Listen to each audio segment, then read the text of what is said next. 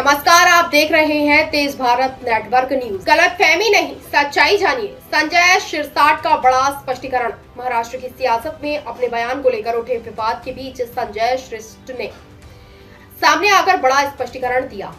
उन्होंने कहा कि उनके बयान को लेकर कई तरह की गलतफहमियां फैलाई जा रही हैं, जबकि सच्चाई कुछ और ही है।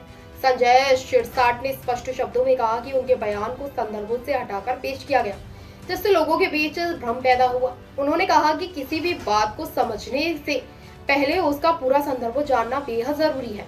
उन्होंने कहा कि उनके बयान को लेकर कई तरह की गलतफहमियां फैलाई जा रही हैं, जबकि सच्चाई कुछ और ही है।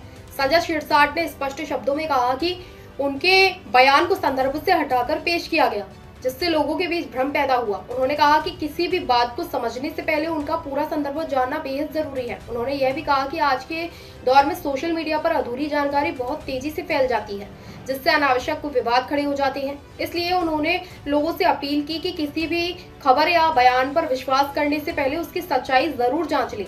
संजय शिरसाट के इस स्पष्टीकरण के बाद राजनीतिक हलकों में चर्चा और तेज हो गई है और उनके बयान को लेकर अलग अलग प्रतिक्रियाएं सामने आ रही हैं। परवा दिवशी विधान परिषदेमध्ये मी अॅट्रॉसिटी संबंधात एक निवेदन केलं होतं। त्या निवेदनामध्ये अॅट्रॉसिटी कायद्याचा अंमलबजावणी कशी केली जाते या संदर्भात मी बोललो। जर एखाद्याने समाजावर, दलित समाजावर जर अन्याय अत्याचार केला असेल तर तातडीने गुन्हा दाखल हा केला जाईल, परंतु त्याची आयोगातर्फे चौकशी सुद्धा केली जाईल आणि नंतर त्याला अटक केली जाईल, हे माझं स्पष्ट मत मी या विधान परिषदेमध्ये मांडलं।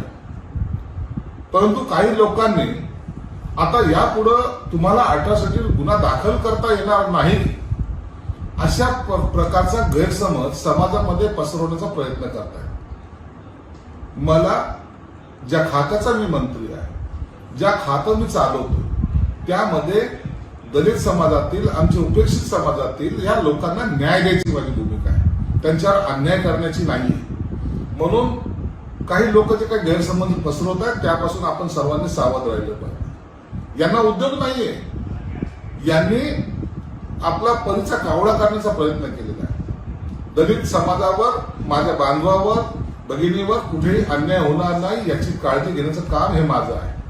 म्हणून आपण निश्चित राहा, कुठेही अन्याय झाला तर मला निश्चित फोन करा, मी तुमच्या सोबतीला उभा राहीन। धन्यवाद। अगर आपको हमारी खबरें पसंद आई तो हमारे चैनल को सब्सक्राइब करना ना भूलें, ताकि हर नई अपडेट सबसे पहले आप तक पहुंचे। धन्यवाद।